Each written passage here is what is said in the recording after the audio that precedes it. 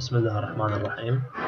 الدرس الأول الجزء الثاني من سلسلة دروس مشاريع بسيطة في استخدام المايكروكونترولر. نستكمل الدرس السابق الذي كان عبارة عن مقدمة توضيحية لطريقة التحكم باتجاه دوران الديسي موتور. اليوم سوف نتكلم عن طريقة التحكم بالديسي موتور باستخدام المايكروكونترولر كخطوة أولية. نلاحظ أن في هذه الصورة هو هذا البرنامج الذي يستخدم للتحكم اسمه بلو كنترول اندرويد ابس فور كنترول، موجود على البلاي ستور. تستطيع تحميله وفقط كتابة بلو كنترول ثم سيظهر لك البرنامج. إن شاء الله سوف نوضح طريقة تحميل هذا البرنامج من البلاي ستور في الدروس القادمة. نلاحظ أن هذا البرنامج يقوم بإرسال إشارة إلى الجهاز بلوتوث المربوط مع المايكروكونترولر، حيث يقوم هذا المايكروكونترولر بتحليل الإشارة القادمة إليه وإعطاء الأوامر حسب البرمجة. لاحظ الأوتبوت ممكن أن يكون إخراج لسيرفو موتور أو دي سي موتور، لامب، بزر أو أي شيء نرغب بالتحكم به. من الملاحظات التي يجب ذكرها بأنه جهاز البلوتوث الذي يربط مع المايكروكونترولر يربط كسيريال بورت بلوتوث موديل RX-TX، يربط كسيريال بورت مع المايكروكونترولر ويتم برمجته كسيريال بورت، حيث يستلم الإشارات من الجهاز الموبايل عن طريق السيريال بورت. وإن شاء الله جميع هذه الأمور سوف نتكلم عليها خطوة بخطوة في الدروس القادمة، لكن موضوع اليوم سوف يكون عبارة عن التحكم بالديسي موتور باستخدام المايكروكونترولر وبضع من السويتشات. لاحظ عند الضغط على السويتش الأول، طالما ضاغطين على السويتش الأول سوف يدور اتجاه اليسار. إذا رفعنا إيدنا على السويتش الأول سوف يتوقف الموتور. نلاحظ الفولتية أصبحت 0. إذا ضغطنا على السويتش الثاني سوف يدور الموتور بحركة معاكسة. نلاحظ الفولتية صارت 8 فولت، يعني مقاربة تقريبا للإنبوت فولتج اللي هي 9 فولت. نتحدث عن الكود الخاص بالبرمجة. في البداية استخدمنا 3 بنات من البورت A للتحكم وبنية من البورت B للسويتش. هناك عدة طرق للبرمجة، لكن بصورة عامة من أفضل الطرق البرمجية هي استخدام أسلوب الديفاين، حيث تعرف عن كل بورت بالمسمى الخاص به، وذلك لمنع التناسي أو مثلا أنت كتبت الكود بعد فترة رجعت للكود احتمال تنسى بأنه هذا البورت مستخدم لأي غرض. لهذه الأسباب نكتب التعريف الخاص بالبورت. نلاحظ أن البن دايركشن تريس A وهو بورت A تم تعريفه كبن دايركشن، وذلك لغرض تعريف المايكروكونترولر بأن هذا البورت A يستخدم كأوتبوت. ثم نأتي تفصيليا لكل بورت لدينا من بورتات المايكروكونترولر، وهو البورت A.F0 وهو الذي يمثل RA0 تم تعريفه كليفت، والبورت A.F1 الذي يمثل RA1 كرايت، والبورت A.F2 RA2 enable. ثم تعاريف بسيطة يساوي عرفناها كإز، ال1 on، ال0 off، ال0 output، السويتش 1 direction trace B.F0 اللي هو البورت B RB0، والسويتش الثاني اللي هو RB1.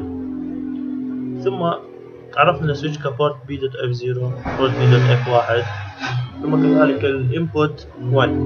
هذه التعاريف سوف نتعرف ما هي فائدتها من التسلسل. في البداية كتبنا إعاز CM C-on يساوي 7 CM con. هذا تفعيل ريجستر خاص بالمايكروكونترولر نوع F628A يقوم بإلغاء الكومباريتر الموجود في البورت A. نحن استخدمنا البورت A، لذلك يجب إلغاء الكومباريتر الداخلي الموجود فيه. لذلك لكي نلغيه نكتب لإعاز CM con يساوي 7. نرجع إلى pin direction is output. pin direction تم تعريفها كبورت A. هذا الإيعاز والإز يساوي output تم تعريفها كزيرو. هذا الإيعاز يوازي التريس trace A يساوي 0.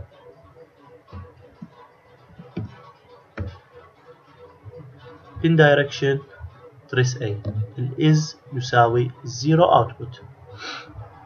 switch one direction is input.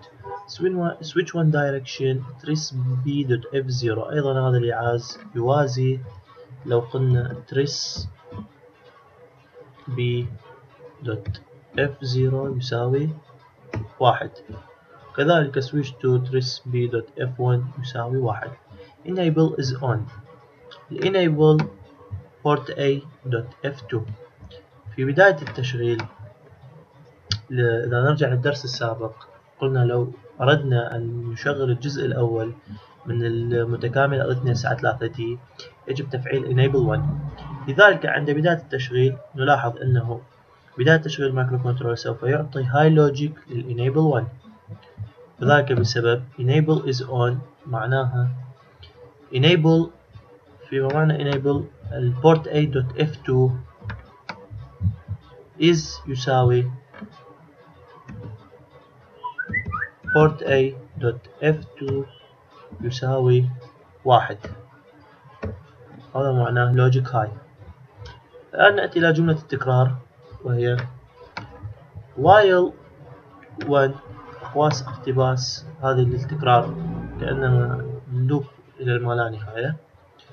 الآن نستطيع أن نكتب هنا while or if نكتب، لكن لكي نبقى ضاغطين على السويتش وفي حالة رفع يدنا على السويتش يتوقف الإعاز يجب كتابة while. لاحظوا هنا while switch 1 يساوي 0. switch 1 المقصود بسويتش 1 هو البورت B dot F0 والذي تم تعريفه فيما سبق كأنه input. طالما هذا يساوي 0 وهي في معناها الضغط على السويتش سوف يتحقق لدينا الشرط وهو right is off left is on. فيما معنى الرايت هو البورت A dot F1 الإز يساوي الأوف 0 كأنما لو كتبنا port A dot F1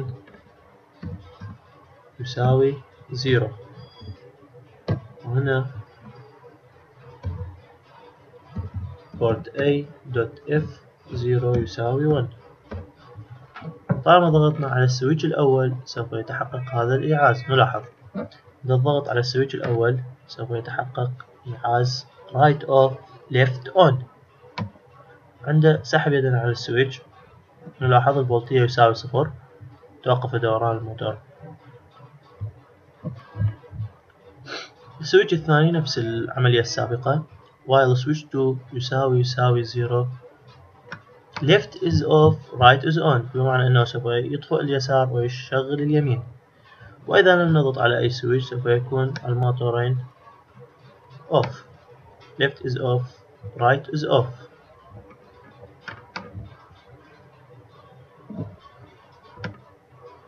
left right عند عدم الضغط الموتور يكون off. من الجدير بالذكر أن المتكاملة L293D تتحمل فولتية من 5 فولت إلى 30 فولت تقريبا، لكن أحد مساوئها أنها تستقبل تيار قليل جدا تقريبا أقل من 1 أمبير. في بعض التطبيقات نحتاج للسيطرة على DC موتور في حدود 2 أمبير أو 3 أمبير وأحيانا يصل إلى 7 أو 8 أمبير. هذه المتكاملة ما تنفعنا بهاي الحالة. لدينا طريقتين للتحكم، إما عن طريق الهايبريج وذلك باستخدام ترانزستورات موسفيت تتحمل أمبير عالي، أو عن طريق استخدام الريلي. سوف نشرح طريقة استخدام الهايبريج مشابهة لاستخدام L293D. مجرد بناء دائرة هايبريج عن طريق ترانزستور موسفيت يتحمل أمبير عالي. تستطيع البحث عنها بالجوجل مجرد كتابة H-bridge مايكروكونترولر سوف تشاهد نتائج. سنحاول أن نشرح التحكم باستخدام الريلي. في الدرس السابق تعرفنا على الدائرة الخاصة باستخدام الريلي والULN والDC موتور. صراحة البرنامج تقريبا مشابه لعمل البرنامج السابق، بس مجرد الاستغناء عن الانيبل هذا لن يؤثر برمجيا. لاحظ عند الضغط على السويتش الأول يدور في الاتجاه اليسار، الضغط على السويتش الثاني يتم الدوران بالاتجاه المعاكس.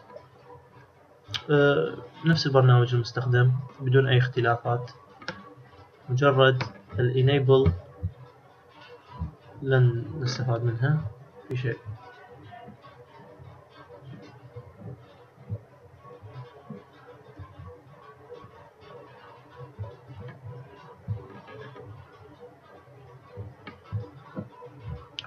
ULN عند إعطاء نلاحظ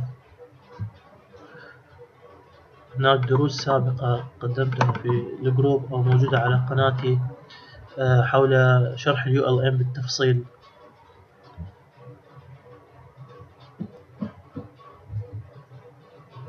نلاحظ هاي القناة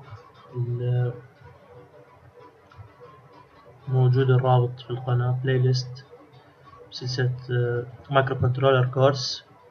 هناك أحد الدروس موجودة عن استخدام ULN، تستطيع مراجعة هذه الدروس، تتكلم عن أنواع مختلفة من المايكروكونترولر وكيفية ربط LCD وال 7 سيجمنت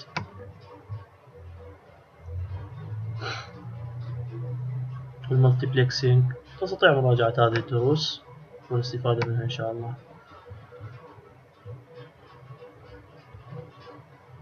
هذا درس اليوم. نلاحظ ULN إذا ربطنا معه LED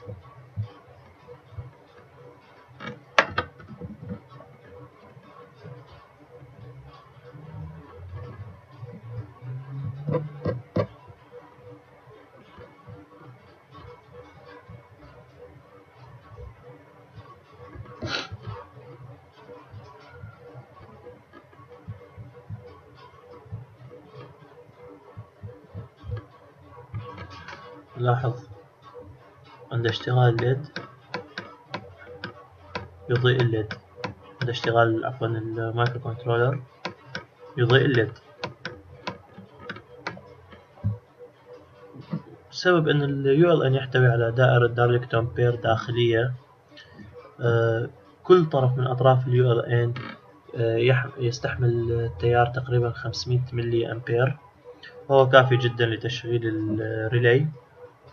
والريلي حسب الكويل الداخلي للريلي، هناك ريليات تستحمل 10 أمبير، هناك ريليات تستحمل 20 أمبير، وهكذا. للراغبين بالتعرف على الريلي بصورة أكثر، هناك دورة المهندس وليد عيسى